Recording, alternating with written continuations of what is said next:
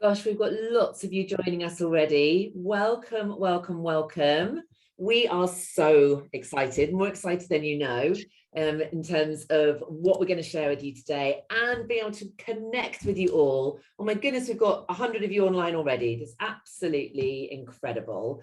Please say hello to us. We want to feel like we're with you, whether it's in the office or whether you're at home today. Please just put a hello and let us know how your day is going. Perhaps there's a word that summarizes your day most perfectly. Let us know how you're all doing. How is everybody? We are so thrilled. Vancouver, Dublin, New Jersey, Madrid, London, Cologne. Elka, hello, darling. Oh, this is Dallas, Suffolk. We are such a global community.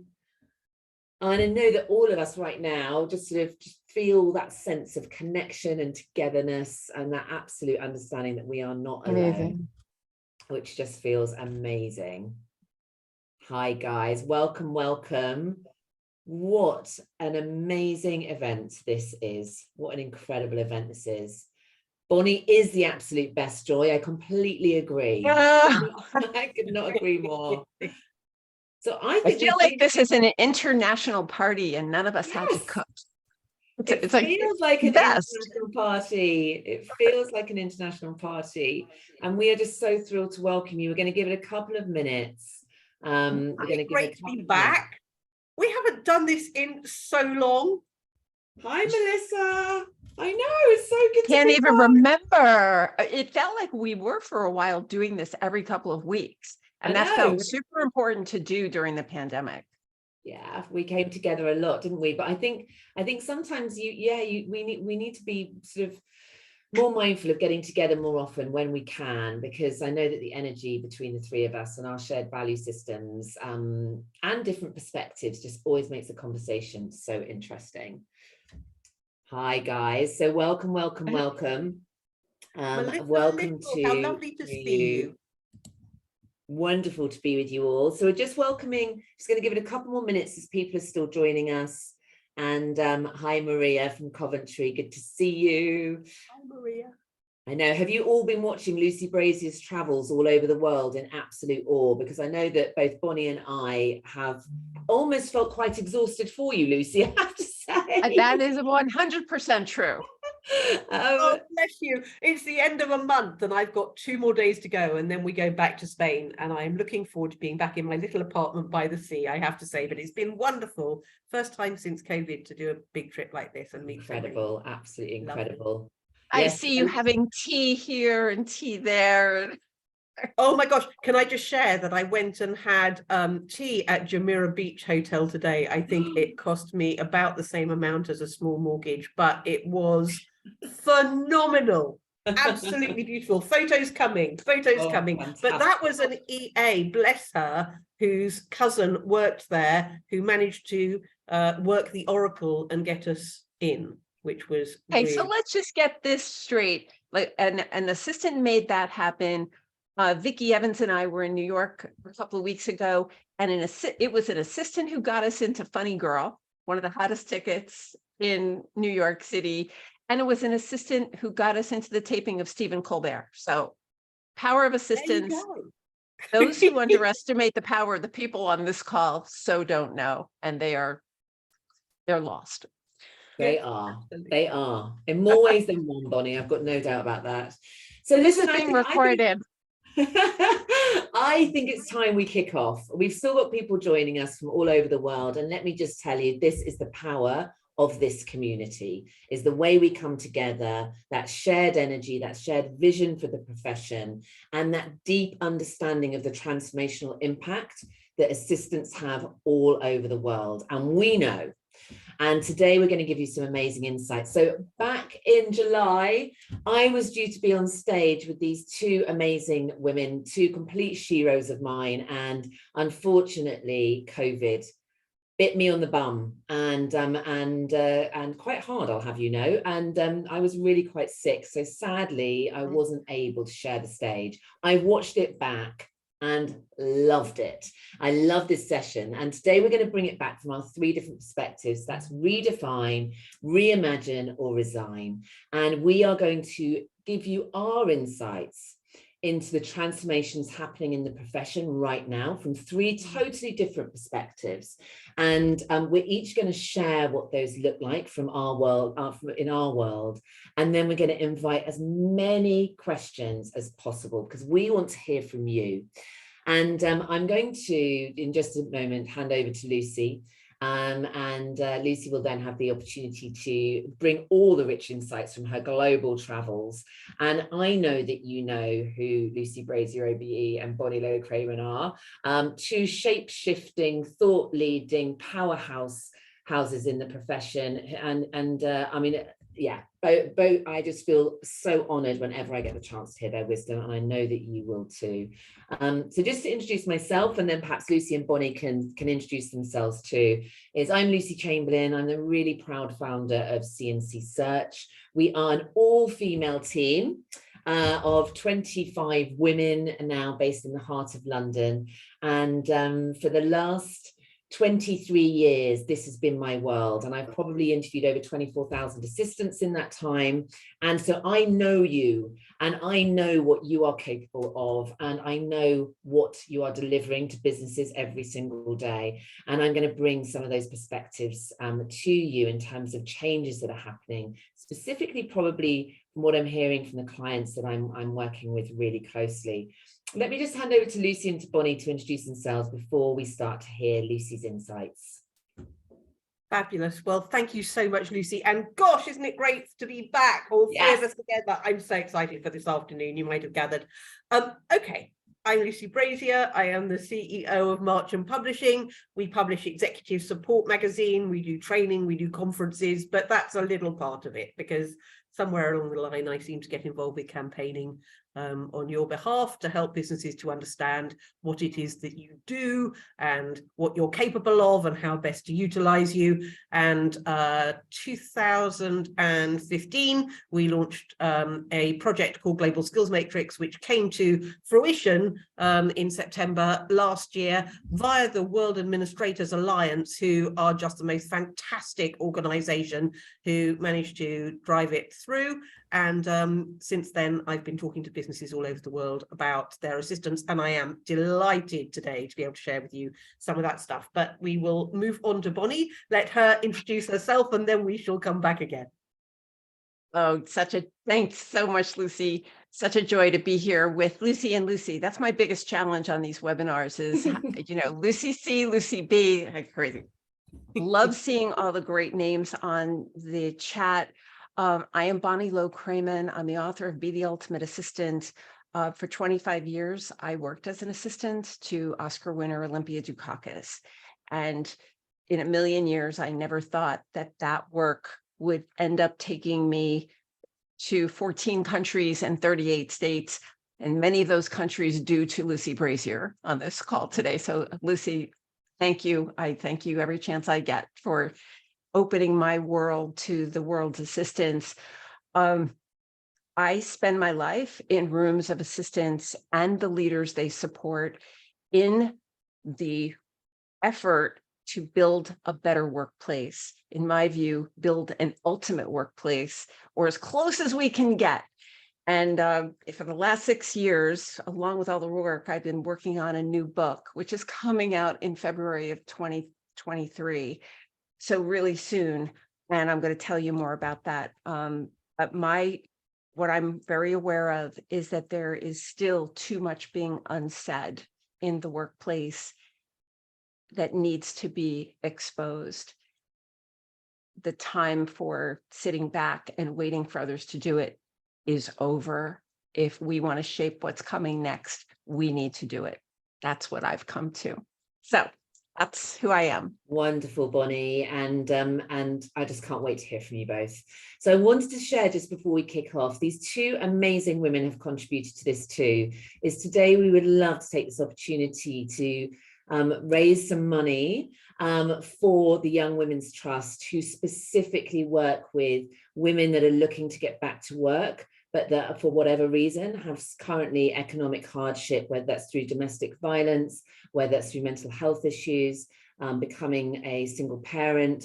They do the most amazing grassroots work. We have 22 just extraordinary prizes for you, and that includes 3 coaching sessions with Bonnie. It includes, I know that it includes £1,000 worth of $1,000 worth of your amazing course, which anybody that's taken Bonnie's course, I know just how much you benefited. And Lucy has contributed a ticket to any event, any exec event of your choosing, and there are so many more. There's beauty hampers, there's loads and loads and loads and loads and loads of stuff there. So Pippa, if you could put in the link, please, just so that if you feel called to and you're able to, it would be wonderful if you were able to enter the raffle.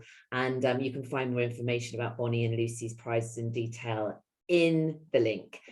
So Lucy B, I would love to hand over to you first, please. I'm taking my notes. Thank you so much. And oh my goodness, that raffle is really amazing. I was looking at the prizes yesterday and thinking, wow, such amazing stuff on there. So go take a look. But I have good news for you today, really, because I feel like this new world of work for assistants is coming out of COVID, not too bad a place to be.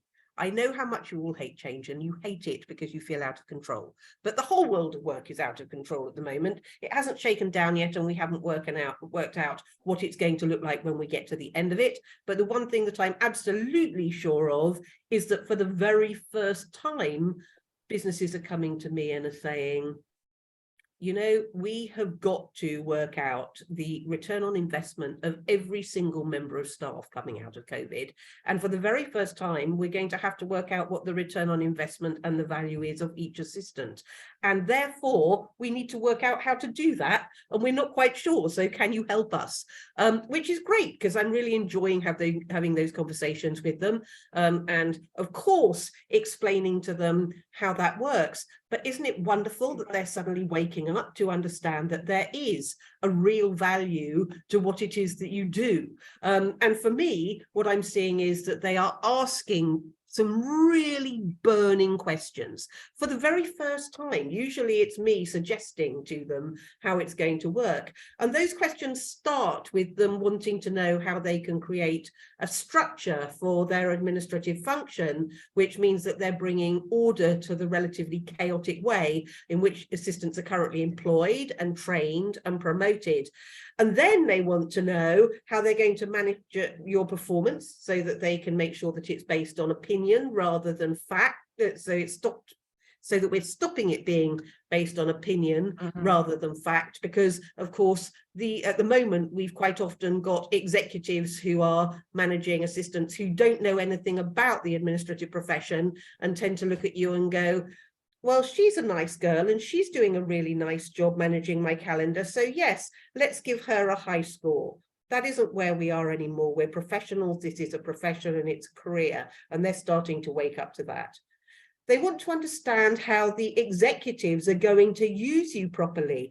Hallelujah. How long have we been trying to get them to understand that? They also want to understand how they're going to align your skills with the needs of the business to make sure that the business is getting what it needs from each of you. And they want to ensure that there are clear goals and KPIs for assistants. Now, that's something that you're forever asking me. How do we set objectives for the year? What does that look like? And, you know, I always say to you when you ask me that, what are your executives' goals and KPIs? Because surely if your role is to make them the best that they can possibly be, you should know how you are supporting them to get to what their goals and key performance indicators are. But the other two questions I think you should be asking them are, what does success look like for you this year? And what are you trying to achieve? Because that will mean that you can get them to where they need to be. Now, I think it's really, really interesting that when we start talking to these businesses, we're finding that they are really rethinking how this assistant role looks. And one of the things that we are suggesting to them in particular is that they take a step back and they look at putting in a proper administrative function or department. And that may be an idea too far, although there are a lot who are at least thinking about it. But from my point of view, I think that when HR sit and try and work out whether they have covered everybody in the business, they almost have a checklist where they go, okay, we have covered the finance department and we've covered the sales department and marketing, tick, and finance, tick. But there's no assistant department on there because assistants are siloed. They work right the way across the business and you belong to all sorts of other departments.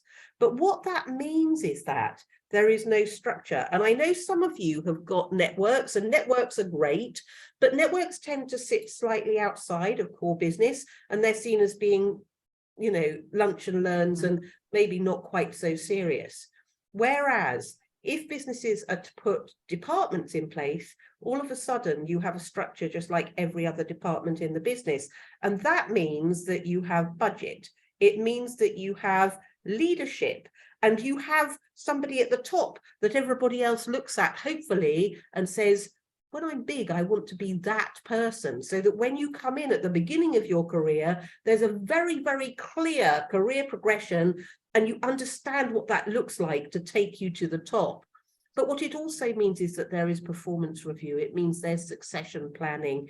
It means that for the very first time, just like every other department in the entire business, there are goals and KPIs, and you can be measured and they can tell you when you're being excellent. And that to me is so exciting. And all of that stuff ties into the Global Skills Matrix. The Global Skills Matrix being published in the middle of COVID was genius, because what it meant was that the world of work just changed. This is just one more change.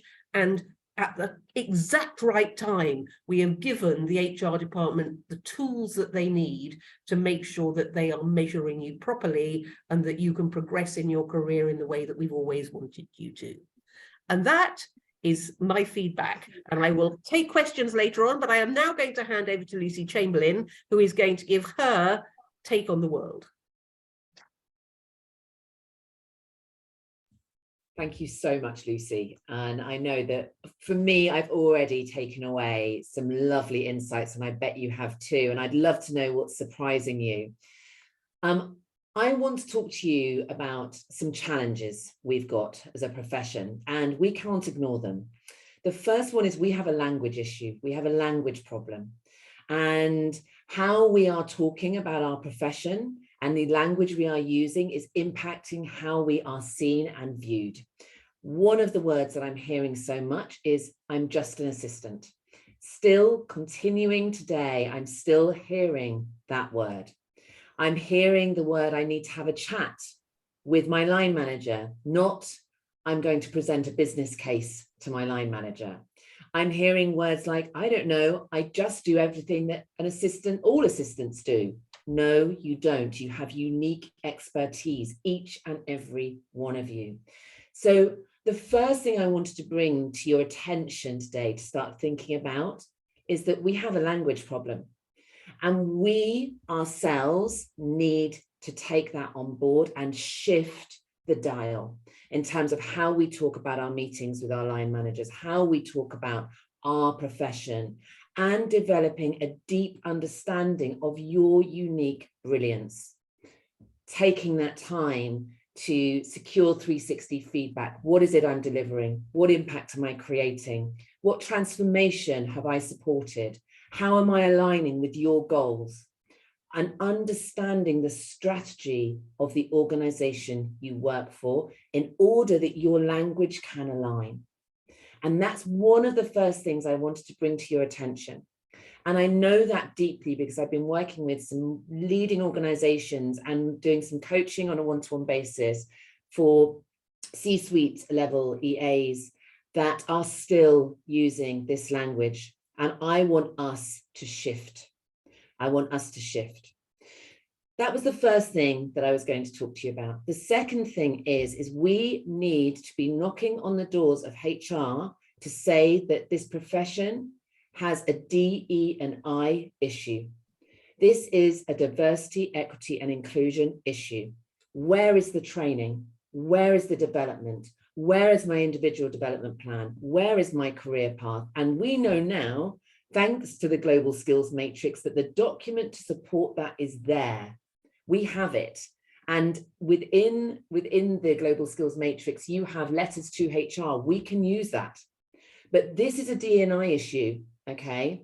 And it's really important that we start talking about it as such, because I do not see any other community or population organizations othered like this profession.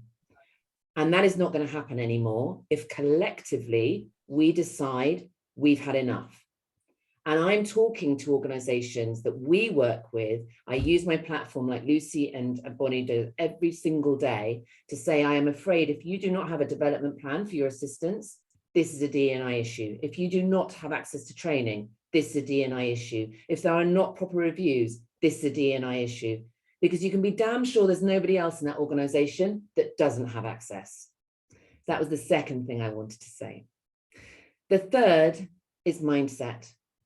I met with two incredible individuals, and I know that Lisa won't mind me mentioning her name. So I got together recently with Lisa Nunn from an organization in the UK called Knight Frank. They employ hundreds of people. I know that Lucy has also had conversations with Lisa about this. And back in the summer, I got to present a brand new career framework alongside Lisa. I had a very small part, but I got to present to their board.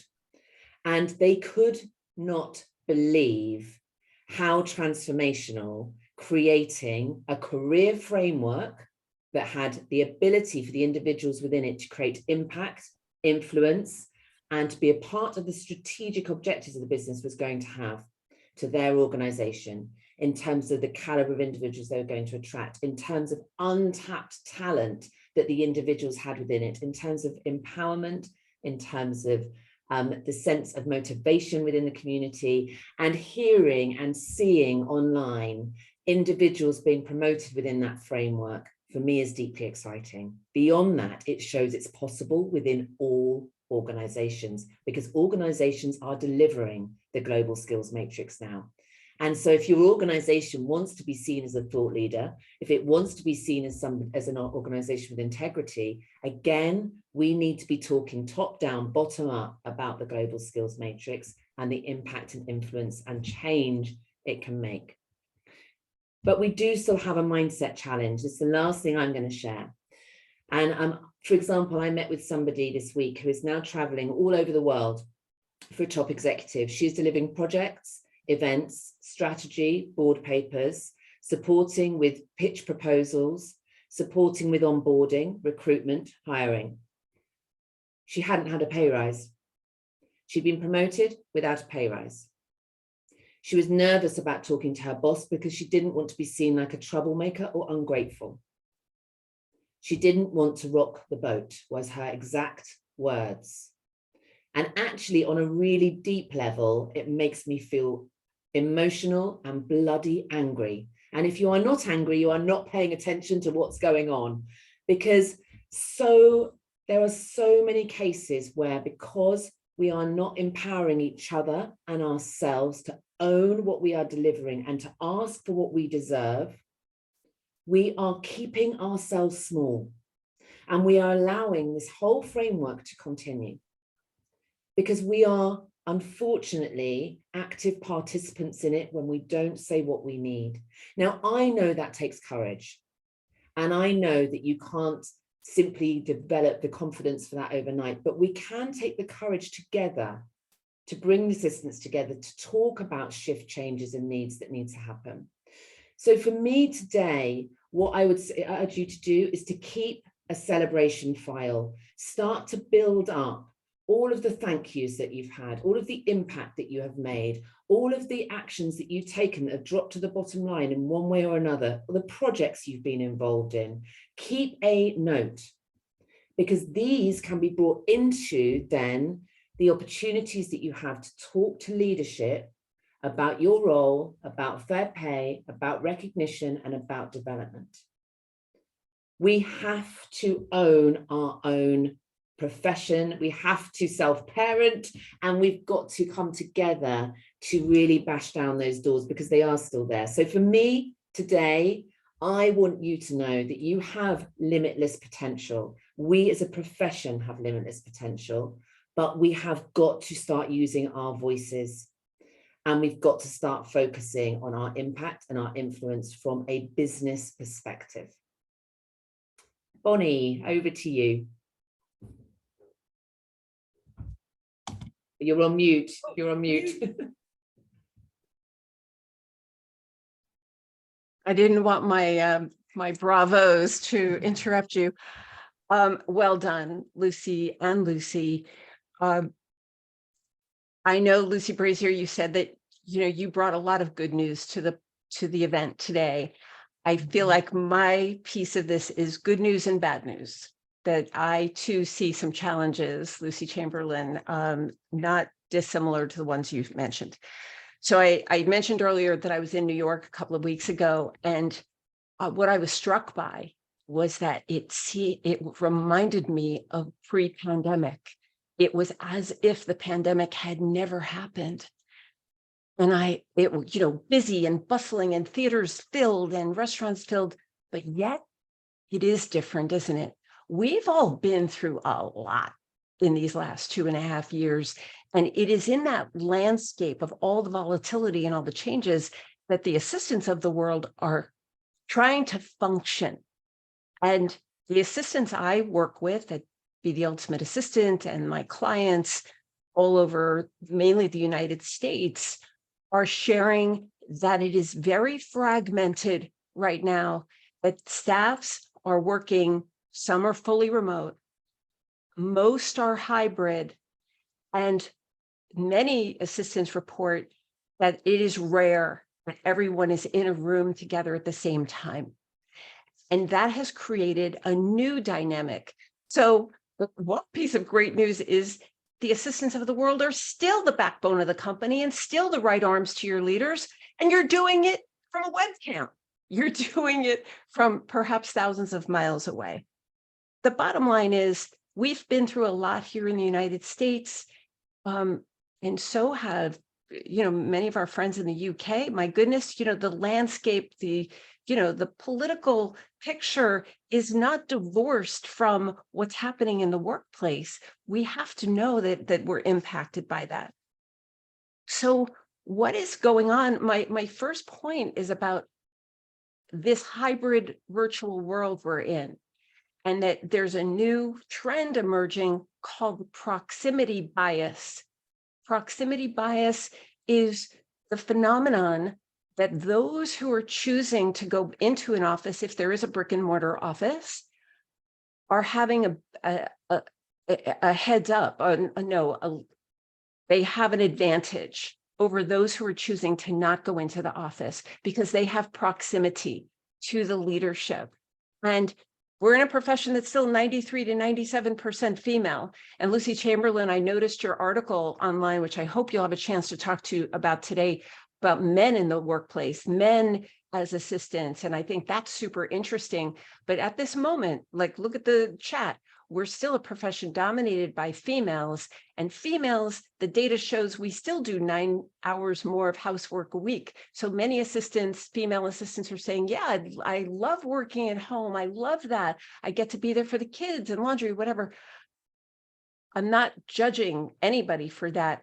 However, many men are choosing to go into the office, and they have proximity to the leaders. And in the chat, I'm not keeping my eye on it, but I see it going a little crazy right now. But it's a thing. And so my message is that assistants, we need to be mindful and intentional about when and where and how we show up. And even if we're just showing up from the chest up, it's how are we showing up? Are we on webcam? We need to not be invisible. I'm worried about the invisibility factor. And I don't want us to be invisible. Assistants need to be seen and heard and have your seat at the table, even if it's a virtual table. And you know what? Some great news is that assistants are doing that. And as a result of showing up and in all of this volatility, assistants are speaking up, and I'm seeing many assistants who have there's been a need in so many organizations to have someone who wrangles the administrative staff, and that person, many of them are you, and you're raising your hand and saying, I want to be administrative lead. I want to be chief of staff. And that is happening. You are raising your hand and getting involved in onboarding systems because HR is overwhelmed. You are great at onboarding. You're getting involved in training. Some of you are great at training. Some of you are great at disaster planning because there is nobody who can say that more disasters are not going to happen to us. So that it's a double-edged sword that we're dealing with right now. But because we're functioning virtually, it is imperative that we seek mentorship in order to show up the way that we really want to show up and to have the careers we want to have. The next point is about asking first. All of this change that's gone on, Vicki and I were just doing B2A this past weekend in Jacksonville, and a very interesting conversation came up that what leaders used to need from assistants has changed. And it cannot be assumed that their same needs are the same. So it's important to take a fresh look at how we're operating in our workplace, even if you've been doing it for a really long time, even if you've been working with your particular leader for a really long time. It's about revisiting how you're operating given the new landscape we're in. So the whole idea is asking first, these are the priorities that I see for next week. And I would like to, take my shot at working on XYZ. Is that consistent with what you want? We need to be proactive about having these conversations rather than waiting for us to react to when things are going down. What leaders are telling me is, Bonnie, the truth is, I don't really know how to do this totally. They're admitting that they are still being thrown by all the volatility of this workplace. And just as we have the global skills matrix to help put structure, the HR departments are realizing they need their own version of the global skills matrix. And so I believe we as assistants can help them do that.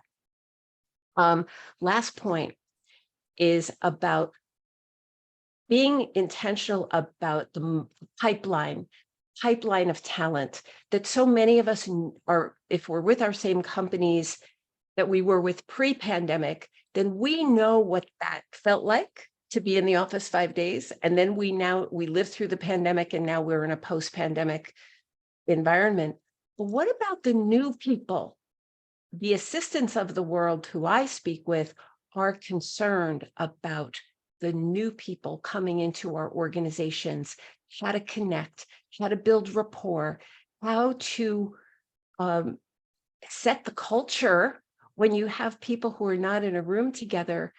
And so this is an opportunity for the assistants of the world to pay attention to who's going to be replacing us.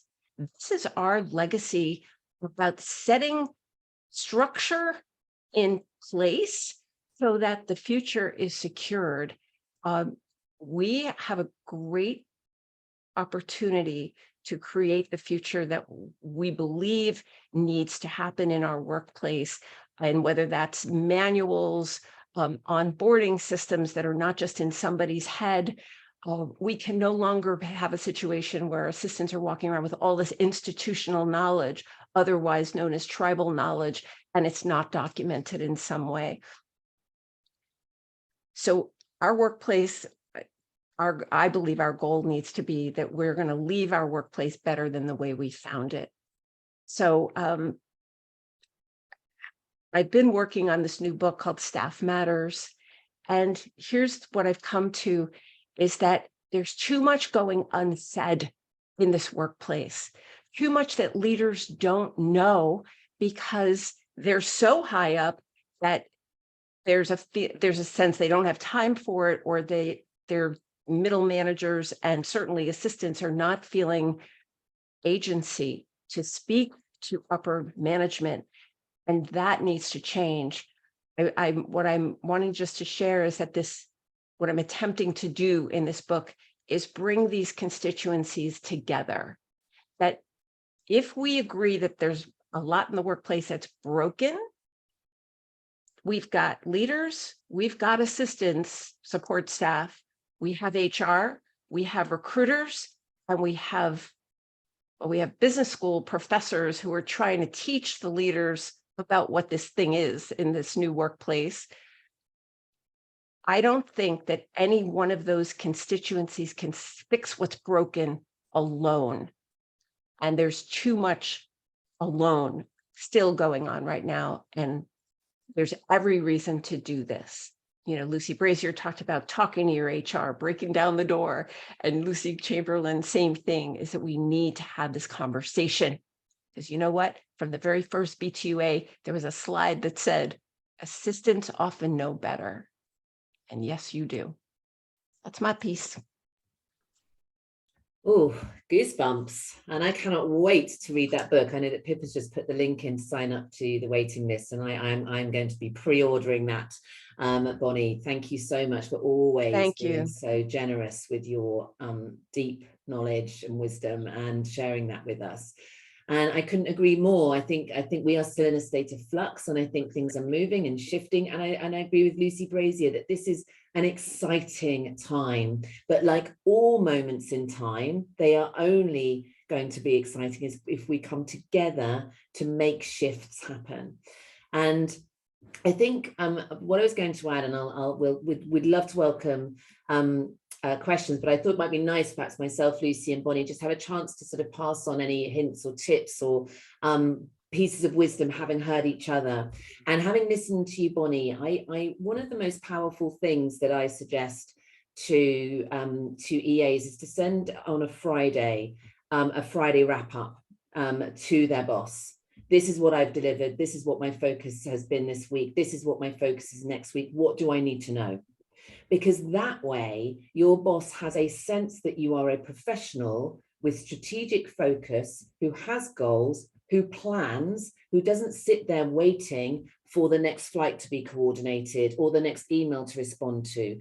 And it starts to shift your positioning as a strategic partner rather than a reactive assistant. And I think that ability, just in terms of those small actions, can lead to great change. And so that Friday wrap-up email, I think, is very powerful if done impactfully, succinctly, and effectively, and can really start to shift how you're viewed. And I know that this happened recently in a very large private equity firm, and the partner, who's a very challenging partner, actually got out of his seat and walked to the other end of the office because they happened to both be there, and just said, "Thank you for letting me know the impact you are making, because I don't say thank you enough." And it was because he saw it in his language. You know, he could, so that for me made a big difference. And I would share that with all of you. Lucy B, what would you want to sort of add? You're on mute, Lucy.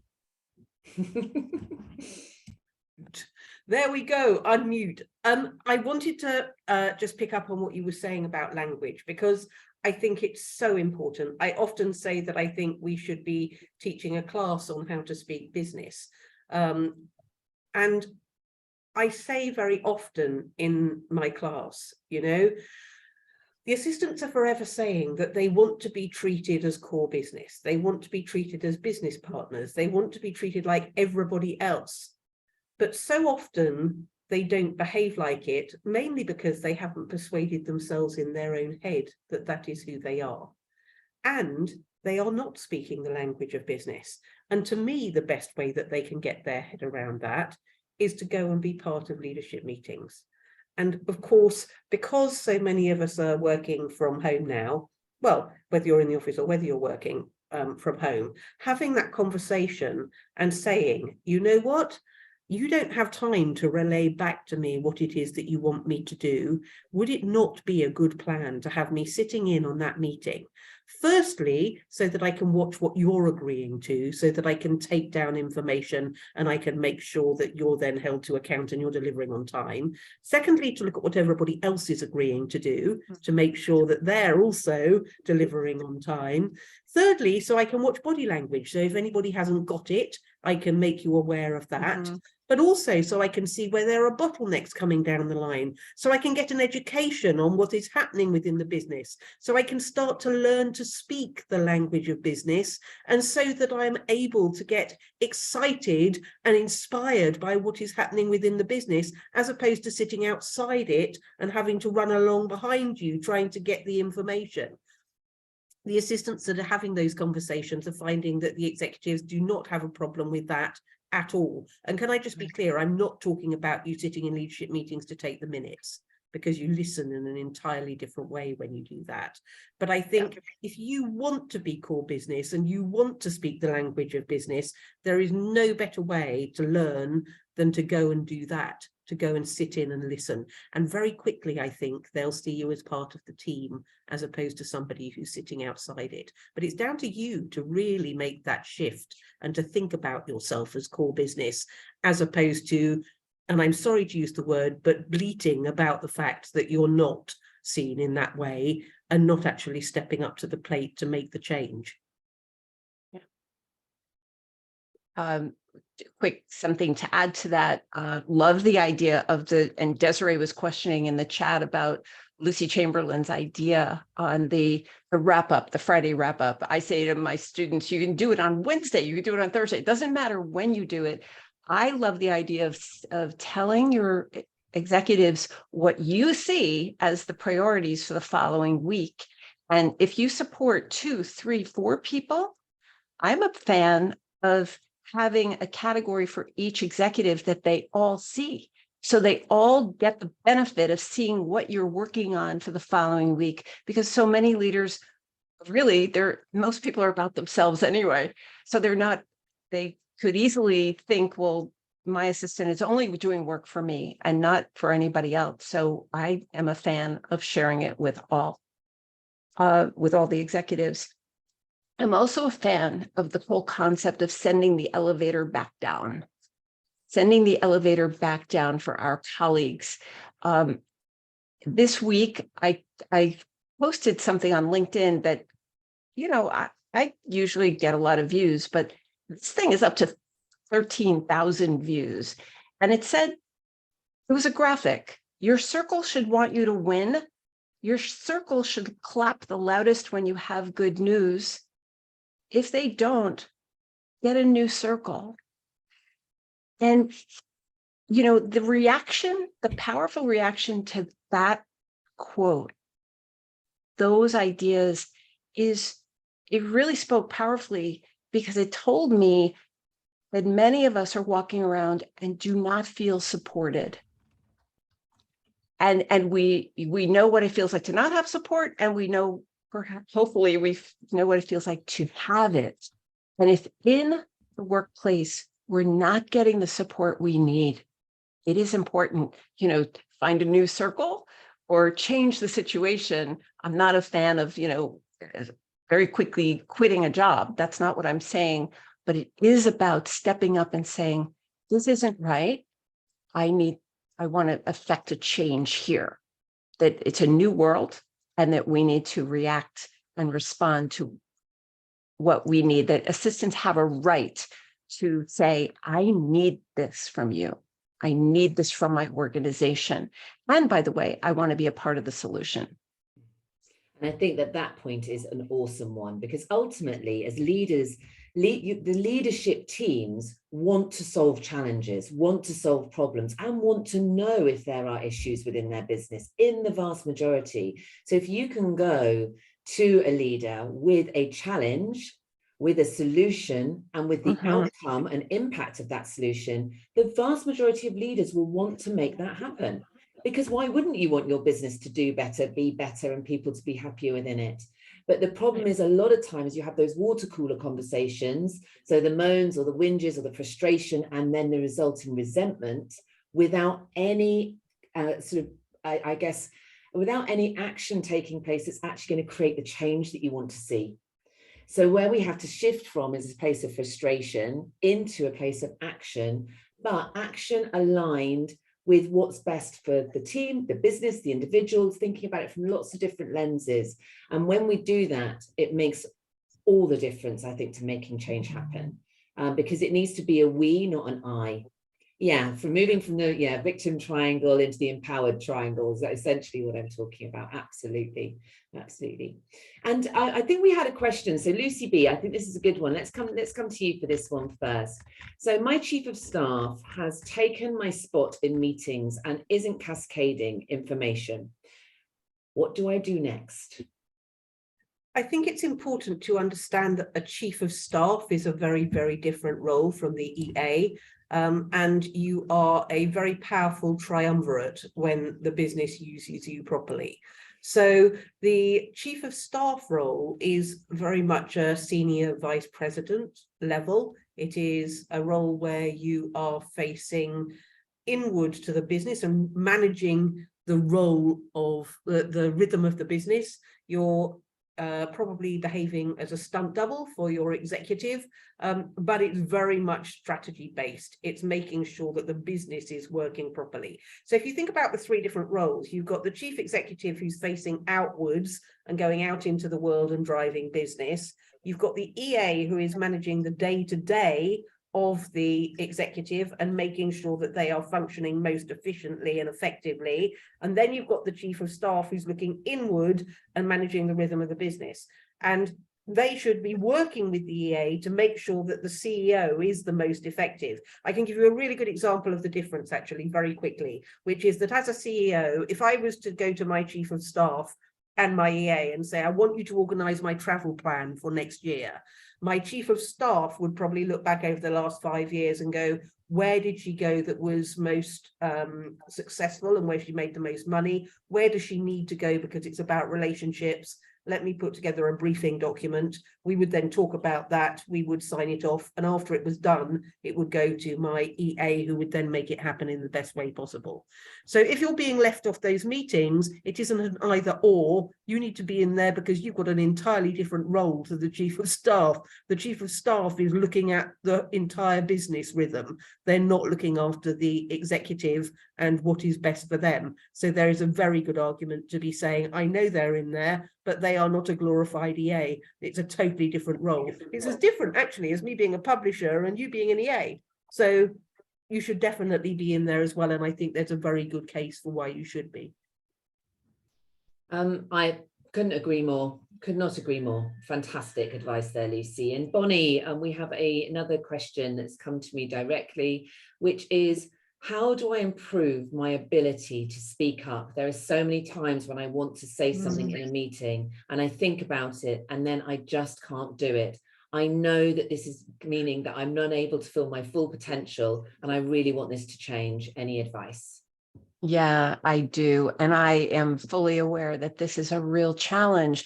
It was a challenge when we were in a room together pre-pandemic, but it's really increasingly more complicated and more difficult when you're trying to do it like this. You know, the three of us knew how to look into a camera and, you know, we were doing webinars prior to the pandemic, but how many, you know, it was a learning curve. It's new. And the whole I see this whole issue of speaking up as the number one issue in the global workplace that slows us down and stops us dead in our tracks. One suggestion would be in your one-on-one with your executive, you could simply ask and say, choose your moment and say, you know, when we're in those meetings, and give an example, last week when you were talking about ABC, I actually wanted to bring up that idea or that what I knew about the project. It would have, and somebody else said it, but I was ready to say it. How do you feel about me speaking up in those meetings? Are you cool with it? Or, To simply ask. That's what I mean. Ask first, ask your leader how they feel about it. And I would venture to say that 9 out of 10 executives are going to say, of course, say it. Please say it. I want you to speak up. But it's important. So one of the reasons why we stay quiet is because we're not sure how it's going to be received. And when you know you're on solid ground, you can test it out. Hopefully your leader will support you in that. I know Olympia Dukakis did that for me. She would say, hey, Bonds, what do you think about that? And then give me my opening.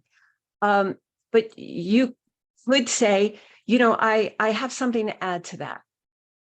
And then be as succinct as you can be in a meeting I urge you to have baby steps. Take baby steps. I also urge you to find a mentor, someone who loves you and who has no other agenda other than they want you to succeed, and practice with them. Because what is absolutely true is that when you try it and you succeed in something small, it's cumulative and it builds and it gets bigger and better. And 3 meetings later, Jim in the meeting is going to say, wait, Jill, weren't you working on that? Tell us what you're thinking. I believe I've seen that happen with my own eyes, and I suspect you have too. I hope that helps. I think that's supremely helpful. And I think just for everybody, remember that courage builds competence, creates confidence. Confidence is an eventual output from courage to take action. And for me, whenever I'm scared of doing something or saying something or speaking up, I get myself into a place of, how am I being of service? Because when I'm of service, it doesn't matter about me or whether I look silly or whether it's not exactly what somebody needed to hear at that point. But when I'm being of service to the profession or being of service to my colleagues or my family, then that allows me to get out of my own way. So focus on that sense of service. And that sense of service, every time you speak up, you're not just speaking up for yourself, you're speaking up for the whole profession, and you are creating change in little increments. So, Lucy B, we've got time for a couple more questions. I've been an admin assistant and an assistant manager. I'm trying to make the leap to becoming an EA, but I keep thinking I don't have the skill set to match. But I do seem to meet so much of the job role criteria. That's got to be a woman, because men don't think like that. What should I do, Lucy? What should you do? Well, firstly, and I'm sorry, I keep going back to it, but I would go look at the Global Skills Matrix and see which level you're feeling that you are on that, and then look at where the skills gaps are, because you can see very clearly on the Global Skills Matrix where the gaps are. And if you are moving into an EA role, you're moving from being a transactional assistant into being a strategic assistant and being more proactive. And therefore you're moving, if I'm thinking about it correctly, from a level 2 to being a level 3. So what you want to do is to look at what skills you're going to need at a level 3 in order to be an EA. So there's a senior EA level above that, a level 4, but you really want to be moving into a level 3. So look at where the skills gaps are and do that. If you're needing to talk to them about how you can get the training, what you need to be doing is putting together a business case for that.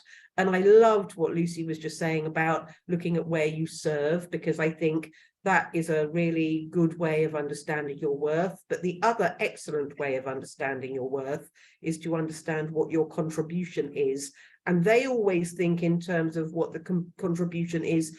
What they're interested in is what the contribution is to the executive and to the business. They're not particularly interested in what's in it for you. So I would be putting together a business case as to what it does for the business and what it does for your executive in terms of time saving and therefore in terms of cost saving. And I'm going to give you a really brief example here, okay, as a way to do that.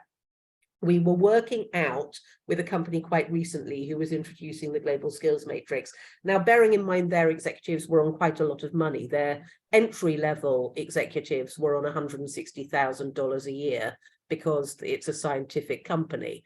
But we worked out that if the assistants were to save 1 hour a day extra by getting trained for their executives, then the company as a whole would save $88,600 a week. A week. Now that's with 500 assistants, but that is only with entry-level managers. Only with entry-level managers. That's before you look at what they're going to do in the time that's been saved for them. That's before you look at senior management and what the cost saving is on them. It's before you start looking at recruitment cost savings. It's before you start looking at finding superstar assistants. It's unbelievable. And, you know, I just think sometimes we forget that our job is to give our executives back their time. And when we do give them back their time, every hour of their time we give back drops directly to the bottom line. It's an hour of their salary that drops to the bottom line. So when you go and get training and you become more effective and you become more efficient, there is something in it for the business. And so, of course, that's how you need to be pitching it. So good luck. I hope you get to be the EA. If you want to talk to me about it, please feel free to email me, and I'm very happy to go through it with you and to help you to put that business case together, because we've got some that are already kind of put together for courses that we do, and you can go and take it and play with it and put it together for whatever it is that you're wanting to do. But good luck. Right. So I There's find, also, Bonnie, go ahead. There's a comment in the chat about a manager who wants to bring the role back to the 1950s, which the way we move forward in 2022 into 2023 is for the assistants of the world to put together a detailed, accurate job description of what you actually do. HR has no time to do it. They've told me that. They know that they are out of date. They know that your titles are not reflective of what you do. And they know that your compensation is not fair, but they're in chaos. I think it's still fair to say that many HR departments around the world still are. And so if we're going to make the business case to bring this profession into 2022, it is about putting in black and white what it is you actually do and the ways in which you are leveraged. If in fact you're able to save your executives time, just as Lucy Brazier was sharing, then the return on investment of your salary will be evident.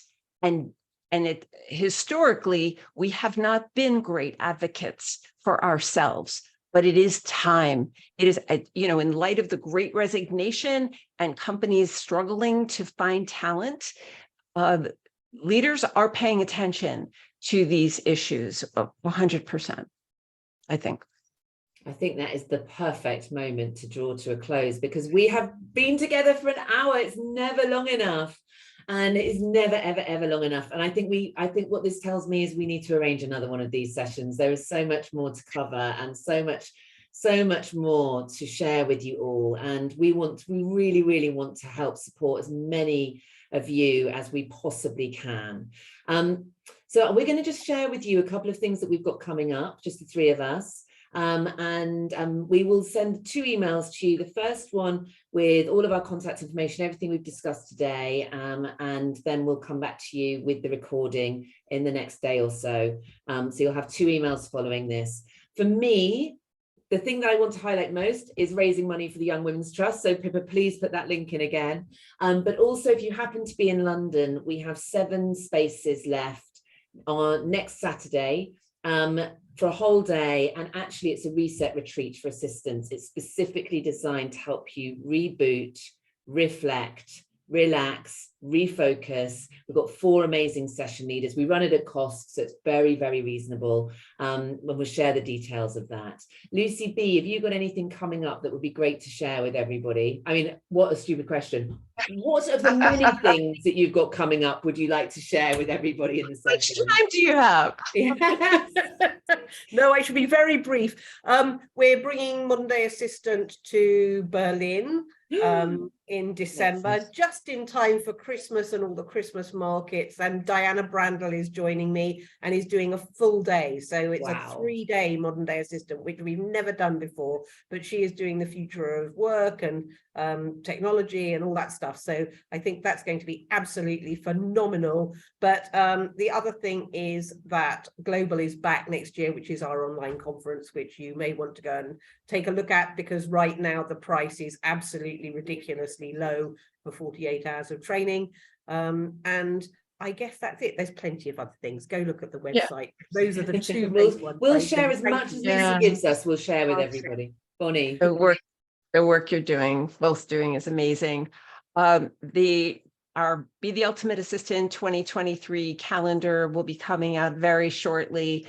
And the book, Staff Matters, People-Focused Solutions for the Ultimate New Workplace, is coming out in February of 2023. And this is my legacy project, to do this with the workplace, to finally say the quiet things out loud. I see a lot of gaps in the workplace, and this is going to be my shot to help fix what's broken. So I have been talking about this and hope that you all will support this and take a hard look at what's going unsaid in this workplace. And the last thoughts I want to leave you with is this: if not now, when? And if not you, who? This is it. Olympia Dukakis would say, this is not a rehearsal. If not now, when? If not you, who? That's it. Well, I cannot follow that. So I am just going to say, thank you for being here. Thank you for sharing space with us. Thank you for sharing your energy. And I know that that has just filled me up. So thank you, Lucy. And thank you, Bonnie, because that's just set me up for the rest of the week. That has. Thank you so much for the opportunity, and so wonderful to see all of you there. Thank you so much, everybody. Thank you. Thank you for taking the time, and share the replay. Let's share this information. Get this thing fixed. Yes. Thank you. Couldn't agree more. Take care, everybody. Have a great evening.